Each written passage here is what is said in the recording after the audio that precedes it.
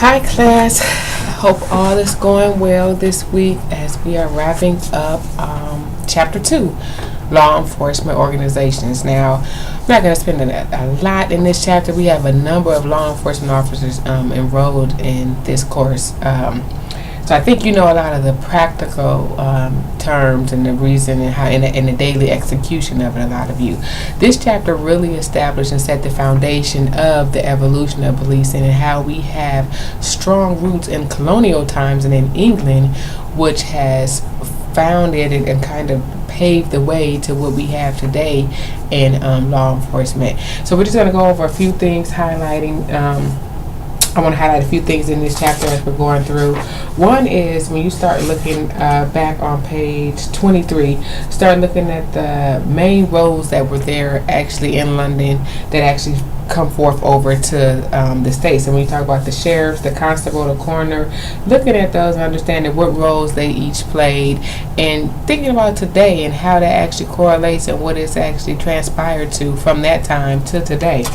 The other important thing I wanted to outline is the evolution of police and how we are where we are from going back to 1829 police reform in England towards we're up today to the community policing era.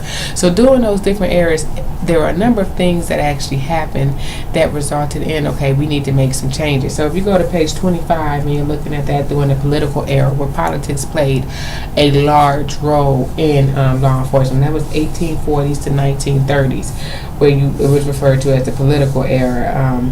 Non-ranking patrol officers used political backers to actually move and shake and get things done how they wanted to be able to get things done. Promotions, decisions, so it was all politic driven.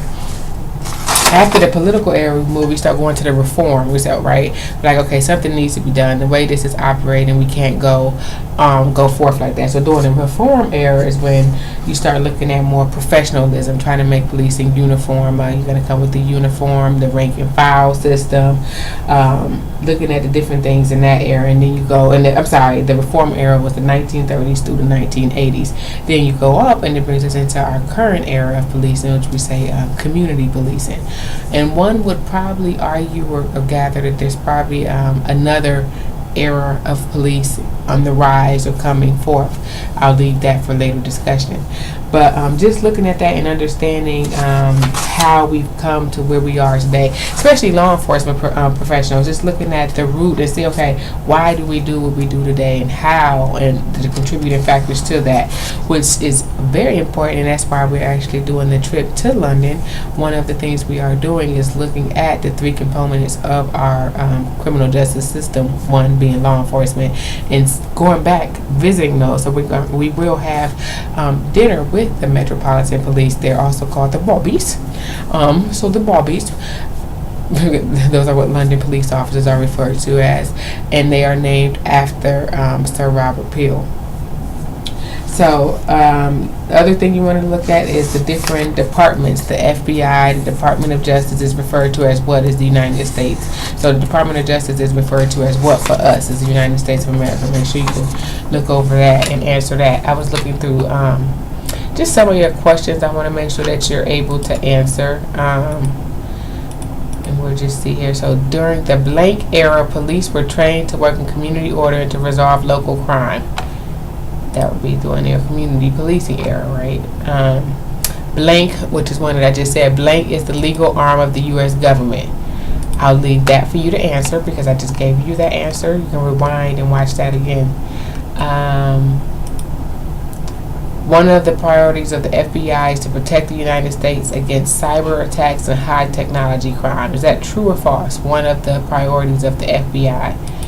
So be able to answer that with the purpose of the FBI, the Secret Service, the U.S. Marshals. Just go through and looking under that and seeing what are they responsible for? What are some of their tasks and responsibilities? London police are referred to as what? I also just said that. Let's see, just want to spend a lot of time, or not a lot, but make sure you understand those first couple pages there, that history. Make sure you understand the pioneers during that time, who was responsible for different things, the history. Spend a lot of time there. Make sure you really grasp that and understand that. as far as preparing for your quiz. Then understanding the difference between the federal police and the local police, and at the local police level, what are some of your type of local police? So you have your city police, you have your county, you have your highway patrol. Looking at seeing what's the difference between the three. Like, what do they do that one may not do? Such as highway patrol, your city police, your county sheriffs. Looking at some of those responsibilities. Take a look there. Spend some time there just understanding, and then also going into private policing. Just researching a little bit more about the private policing industry and what that means and what that does for us, and if you think that is something that we should have or should try to steer away from. So this module will close on Monday, the 19th. Is that the 19th? What's today?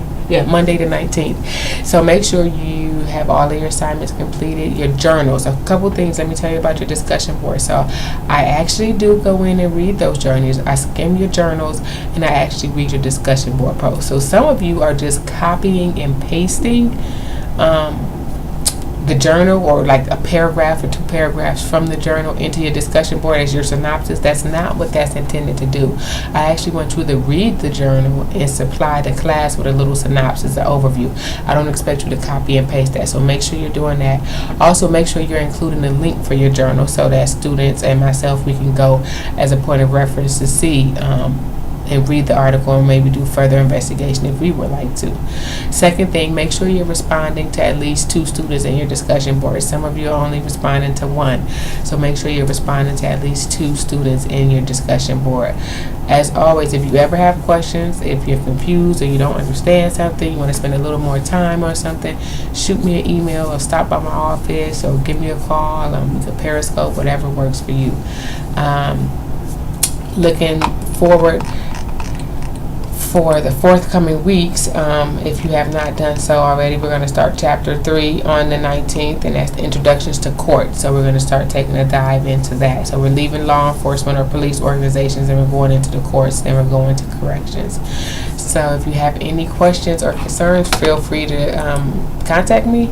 If not, you guys enjoy your weekend and I will see you back next week.